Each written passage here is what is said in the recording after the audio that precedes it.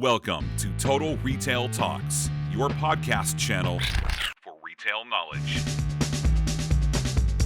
Hello, and welcome to this episode of Total Retail Talks. I'm Joe Keenan of Total Retail. I am joined today by Phil Ryan, the CEO of City Chic Collective. We're going to be speaking to Phil today a little bit about City Chic Collective. It's a recent acquisition of Evans and kind of its other plus-size brands in the portfolio and kind of the growth of the business. So thank you for joining me today, Phil. Joe, thank you for the opportunity to be part of the podcast. So why don't we get started by having you briefly tell our audience a little bit about City Chic Collective for those that aren't familiar with the company. Yeah, thank you. I think the first thing I like to say to everyone is that we are all about the curvy customer.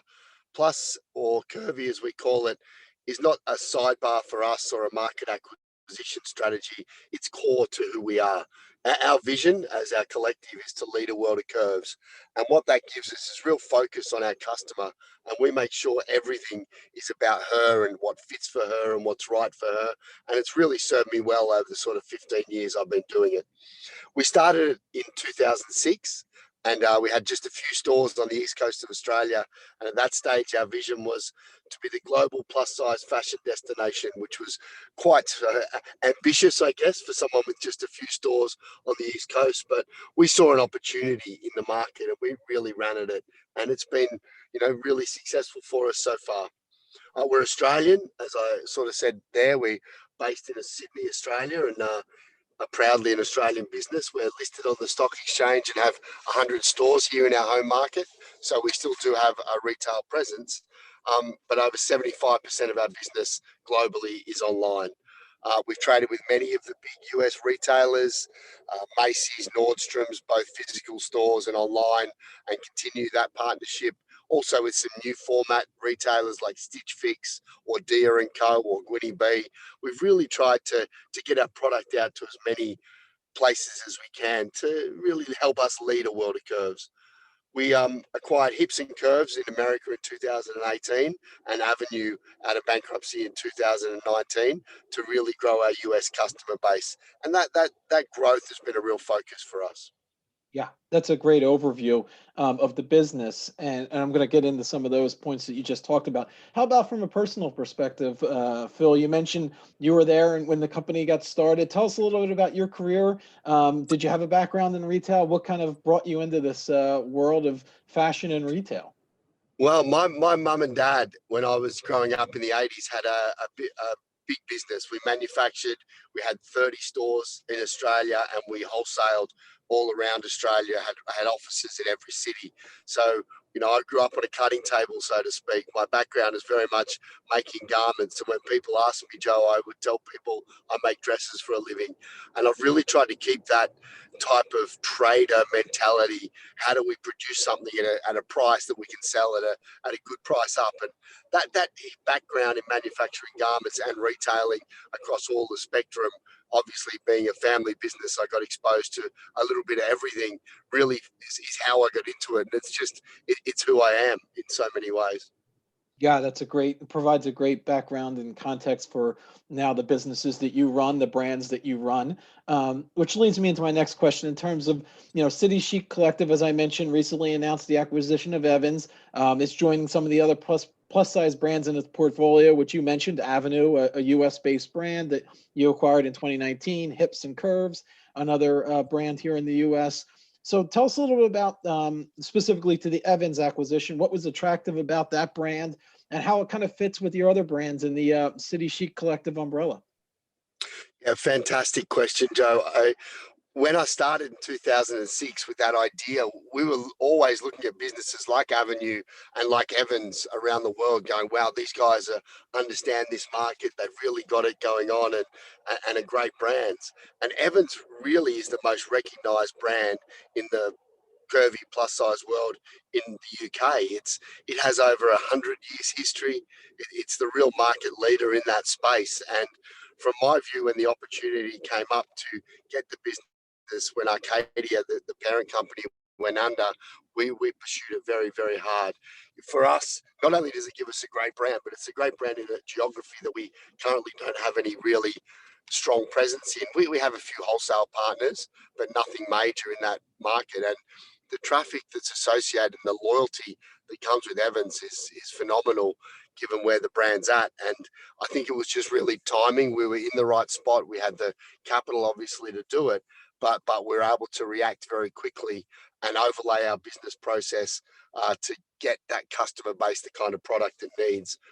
The other thing about Evans, Joe, we've sold CC on Evans, City Chic, I should say, for those of you that don't know CC, for almost 4 years, very successfully through a consignment type agreement.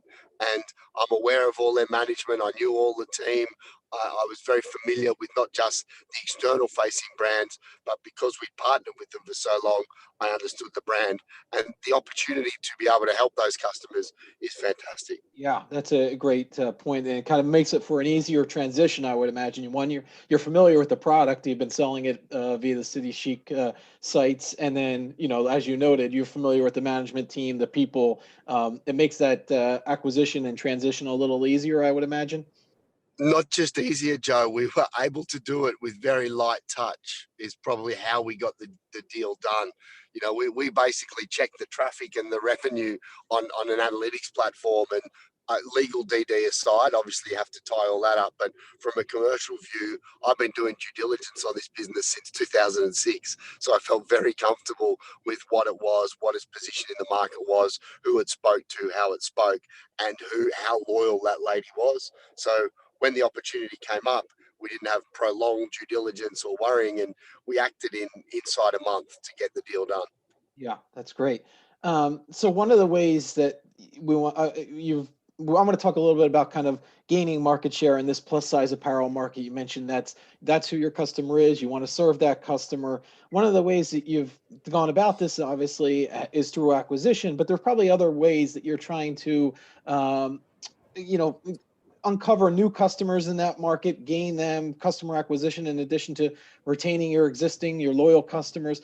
Tell us a little bit about kind of the strategy for growth and gaining market share in that plus size market.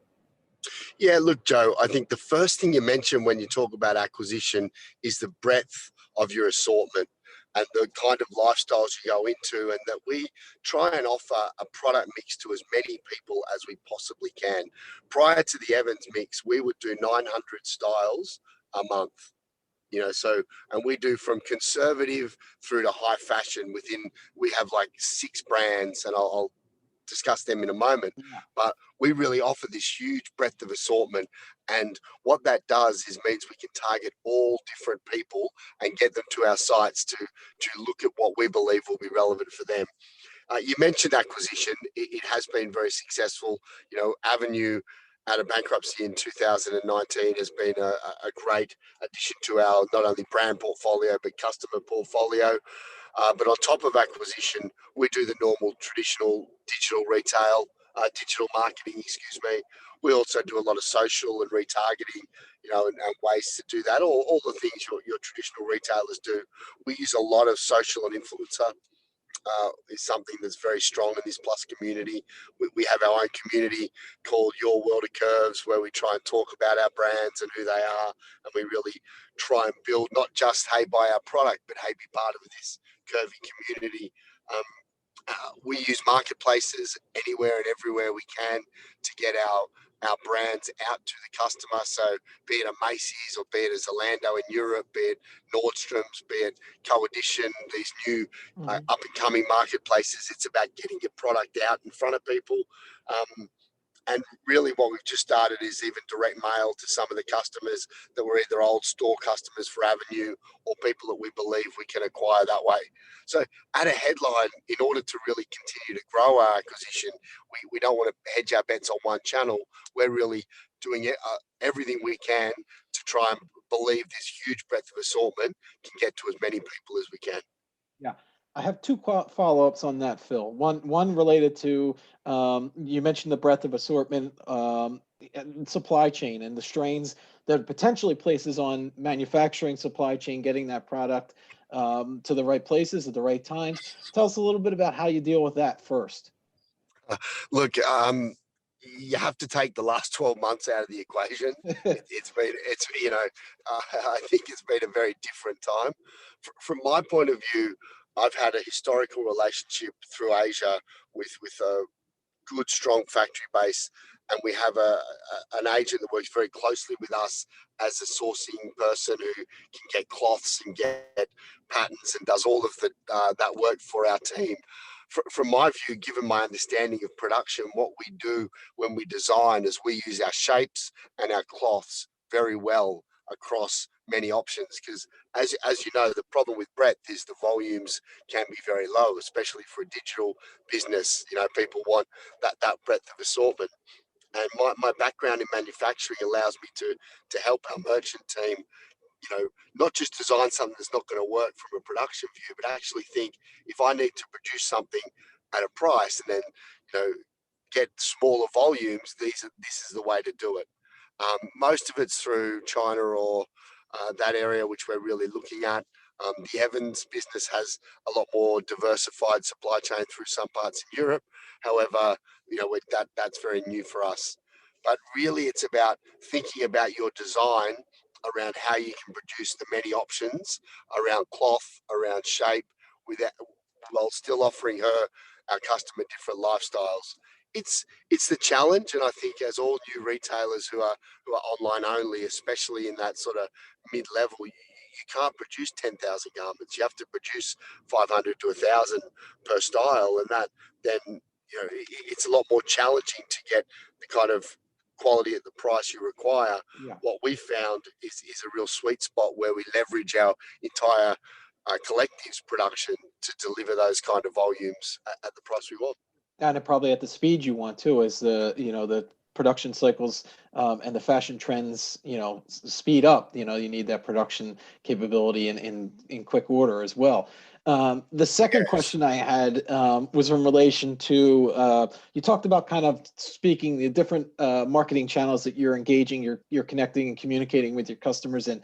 With the different brands under the City Chic Collective business, do you find that there's, one, a lot of overlap between your customers? And two, if there isn't, how do you kind of handle speaking and marketing to those customers? Is it, kind of a one size fits all across all your different brands, or you kind of have that personalized connection and how you go about doing that?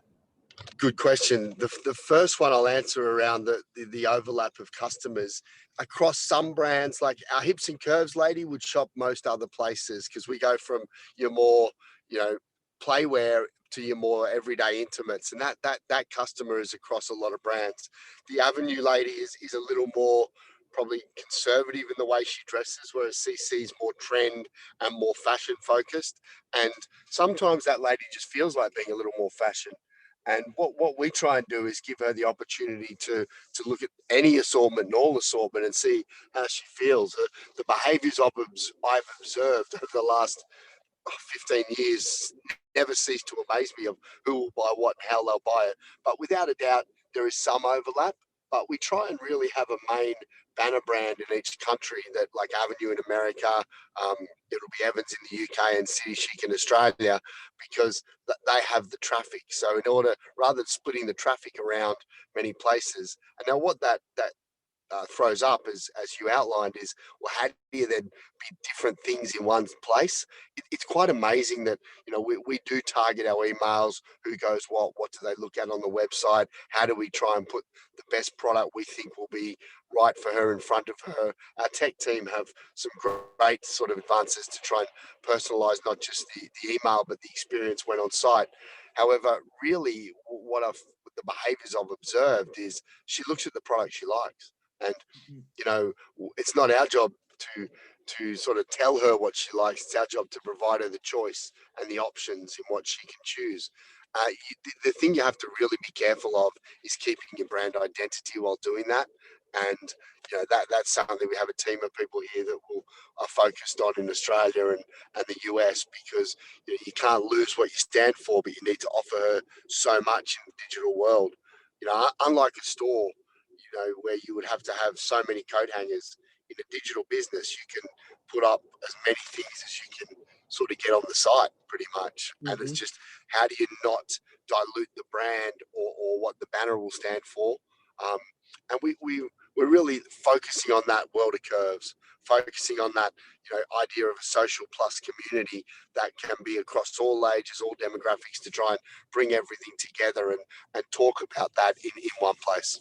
Yeah, and my next question, Phil, is kind of related to that dynamic. You mentioned, so the City Chic Collective and its brands, you've closed your brick and mortar stores, you're placing a greater emphasis on the e-commerce businesses, and even you mentioned direct mail print being a piece of one vehicle for marketing to your customers and communicating with them. Talk a little bit about the strategy behind that approach, and what you're seeing in terms of the market. Yeah, look, we still run 100 stores in Australia. So I'm not adverse to the brick and mortar, although it's probably 20-25% of our business. I grew up retailing, and for me, retailing, the actual physical part of it is just an evolution, I think, Joe. And, we've gone from shopping centers to online, but the premise of good product at the right price remains the same. In the US and UK, the store portfolios were closed through bankruptcy. Both of them had legacy portfolios of retail stores that were highly unprofitable. So really, that wasn't a choice in both of those scenarios. Would I have kept some? I don't know, because you have the economics of what they were presented to. I would definitely not have kept, and the administrators, or in London, and the bankruptcy lawyers, or whatever they are called in America, had made that decision already. Yeah. I think in each market we adapt to the situation we're in, Joe. So as I said, in Australia, we have we pretty much own the curvy market here. So, part of that is having a physical presence, and you have to believe that the customer sees all touch points before they come to you. In both America and the UK, we're really looking at acquisition of customers, and right now we're not at a stage we're going to need bricks and mortar, but I never say never. We have, as I said, 100 stores in Australia, so I'm not afraid of it, and I believe to continually grow, it needs to be part of your business. Yeah. So one of the things I wanted to talk with you about, Phil, is you mentioned being able to adapt to the environment and the times that you're in. Obviously, that was critical for retail businesses in 2020, and as we start 2021 with the COVID-19 pandemic. Do you want to tell us a little bit about how this health crisis has impacted City Chic's business, and maybe some of the solutions or what you've done to kind of address some of those challenges that have presented themselves? Look, first thing I'll say is we've been a very lucky business throughout this, as has Australia as a country, and I'm very mindful of the impact that it's had on a lot of our customers and people all around the world. But from our business viewpoint, it impacted us in so many ways. First, the supply issue in China and Asia, and generally through February and March, we couldn't produce. Even January, we couldn't produce garments, which was somewhat of a struggle leading into what we thought was going to be a supply issue. And then come March, April, May, it became a real demand issue. We had our 100 stores closed in Australia. We really stopped selling dresses in around March, which is your key dress period in America. And City Chic had positioned ourselves in the US. Dresses were 60-70% of our business. So that really struggled, probably the Australian stores at CC USA. Avenue was able to really capitalize because it was a casual business and we still had a lot of stock. We were able to get in a lot of inventory through summer. So Avenue as a casual business has progressed well. But what we've done in CC is move the kind of range we produce from that better end dressing to a lot more casual brands. We've created a thing called CCX, which is the more street and casual and loungewear area of the City Chic style of product, that more fashion forward, and it's been a huge success. With almost 75% of our business online and the ability to pivot our business into a casual product, we've traded through it relatively well. We put out a 6.6% profit growth in 2020 financial year, which ends in June, and that's a lot stronger than a lot of retailers have. And we've continued. We're pleased with the growth that we've got through to sort of December 2021. But really, the dress business in America has remained very challenging, but we've been able to pivot, especially in Australia and the rest of the world, to that more casual style of range. And that's something I think will stay. Yeah, and congrats to some of that performance that you just mentioned, as you mentioned, pivoting and trying to find the opportunity where it exists. So which leads into the final question, Phil, in terms of your outlook for City Chic in 2021. As CEO, where is your kind of attention focused as you look to profitably grow the business? We've talked about some of the acquisitions that you've made. We've talked about product. We've talked about marketing to your customers. Maybe it's all of those in some degree. Maybe it's other investment areas. Tell us a little bit about where you're kind of got your eyes and attention focused as we start this new year. Yeah, we have three real pillars of our strategic growth. Number one is customer acquisition globally. Now, that can take many forms, as we spoke, and acquisition is more an output of that rather than the strategy itself. If we see a brand or something that we believe will work, we will look at it. However, customer acquisition for us around the world is the key focus for us. We are obviously, the second pillar is plus. Everything we do must be in the plus size business, and I've seen a few opportunities I won't mention that were very exciting commercially, but really didn't fit with that vision to lead a world of curves. So we've sort of had to say no thanks. And lastly, we really want to grow our digital footprint because I see this is the way she wants to shop and improve that experience for her and that channel as a way of distribution to the customer. That'd be the three key things I'm focusing on. Yeah, and maybe one last one in terms of what you're seeing and what you're forecasting, more not just from a City Chic perspective, but the industry as a whole. What are some of the trends that you foresee emerging this year that your business might be able to capitalize on, or maybe not? Maybe just some of the things that you're seeing that might not be as apropos to City Chic, but think that'll be a big storyline for the industry. Yeah. Look, I think online is the big one everywhere, Joe. I think you have to believe this is not a channel anymore. It's not a part of your business. It is the best way to talk to your customers now. I think the shift in 2020 has changed that paradigm, and that is really something we are very much positioned to capitalize on. I think smart dressing, like better dressing or work dressing, you might call it, Korea is challenging right now with people all at home. But I think hopefully we'll come out of that in the next year or two. So our brand's focused on that. We've sort of given them a bit of a, we have to pause our growth ambitions. And I think that casualization is something that is hitting the industry. And I think width of assortment, Joe, people want to come to a website and not just see, a small assortment, your conversions, your traffic. I think people want to see a place that offers them as much as they can in their lifestyle. Yeah, that endless aisle that you talked about that's inherent to online and not particularly available in brick and mortar opens up some possibilities. So at this point, I want to take this opportunity to thank Phil Ryan, the CEO of City Chic Collective, for joining me today on Total Retail Talks. Thank you, Phil. No, enjoy, and thank you very much. Thanks for listening. For more information on this podcast, please check out our podcast channel page at mytotalretail.com/podcast for show notes. Total Retail Talks is available on Apple Podcasts, Google Podcasts, Stitcher, and Spotify. Make sure to subscribe on our podcast channel page as well. If you've enjoyed this episode, please take a few moments to rate and review this podcast. Thanks, and until next time, this has been Total Retail Talks.